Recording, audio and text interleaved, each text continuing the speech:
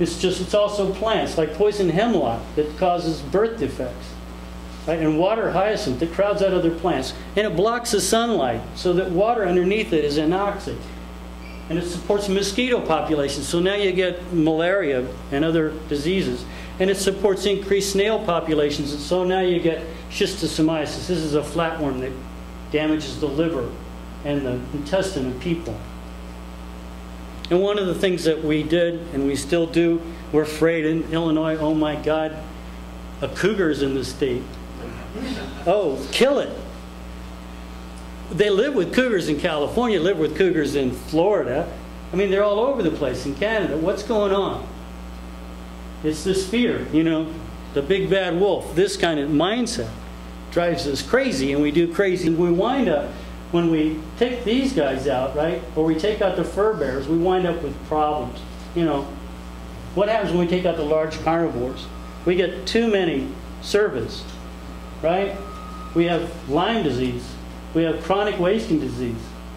We have too many small predators. Lyme disease and chronic wasting disease, you may have heard of mad cow. That's the cow variant, you know. We don't know whether chronic wasting disease, a similar disease in deer, will transmit ever to people or not. We hope not. But it does cause problems in these deer, and they chronically waste away. So if these guys are neurologically scrambled, you know, if they were trying to get away from these guys, they wouldn't have time to get very neurologically scrambled. They wouldn't have so many of those infected abnormal proteins in them if we had a predator population. The same is true for other infectious diseases. In raccoons, they're 800% increased in Ohio in recent decades. And they prey upon the birds. In coastal areas, they prey upon sea turtle eggs. And they have worms that can be transmitted to the human brain.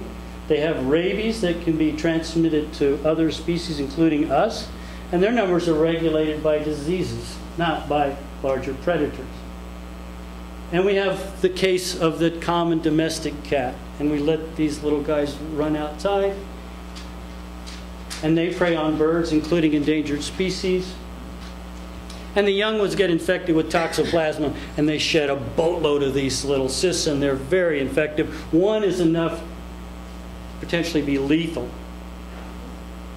to a person or another organism, and they persist for a long time in the soil. So we don't want to bring in an exotic species like this and then let it go, and not expect to have species imbalances and disease issues. Here's another one: opossums. You know, they're an invasive species in much of the U.S. They've been introduced into California, and they spread around. Again, not enough large carnivores to regulate their numbers. And so they have their own little parasite that they shed, and this causes problems in horses and also in wildlife. And then you start to see how things come together. Here you have the case of the endangered sea otter. Hunted almost to extinction. Sea urchins no longer, when they were almost gone, the sea urchins built up because they were no longer being eaten by the otters. And the urchins overgrazed the kelp. The whole kelp forest collapsed. So you had barrens. The fish had no place to hide.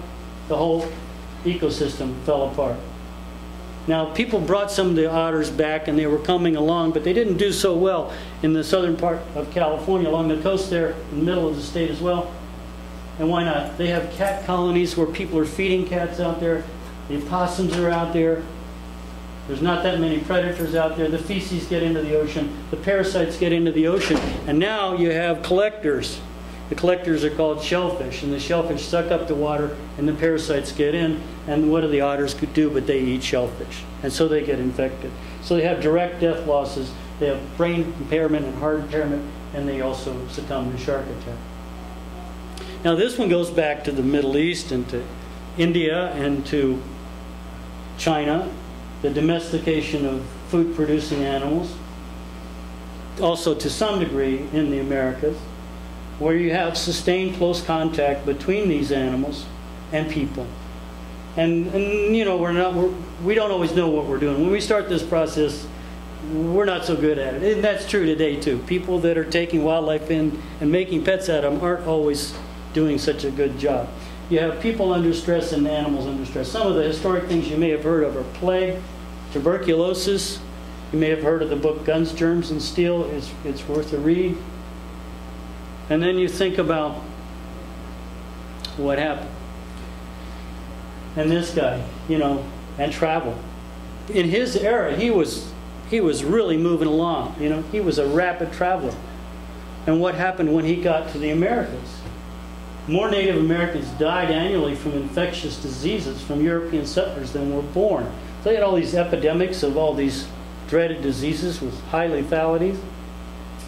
The estimates of the North American indigenous population were ranged from 2 to 18 million, but by the 1800s, they were down to 530,000. And where did most of them die? They were in the densely populated areas, such as southern Illinois, where the cities existed for the Native American populations. That's where most of them died.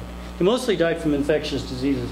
It was aggravated by slave raids and warfare and forced neglect of crops. I don't know if you saw the news yesterday. More than half of the human population now lives in cities. We've crossed the threshold. We're not spread out anymore.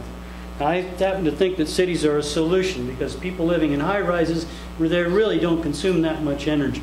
People using mass transit don't really consume that much energy, but they have to be smart cities.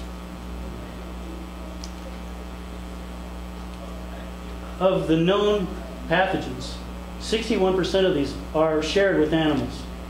Those that are shared with animals are 3 times more likely to be emerging, to be diseases that have come about and sort of shock us, like SARS and some of these things. You know, SARS is actually a virus that circulates in bats.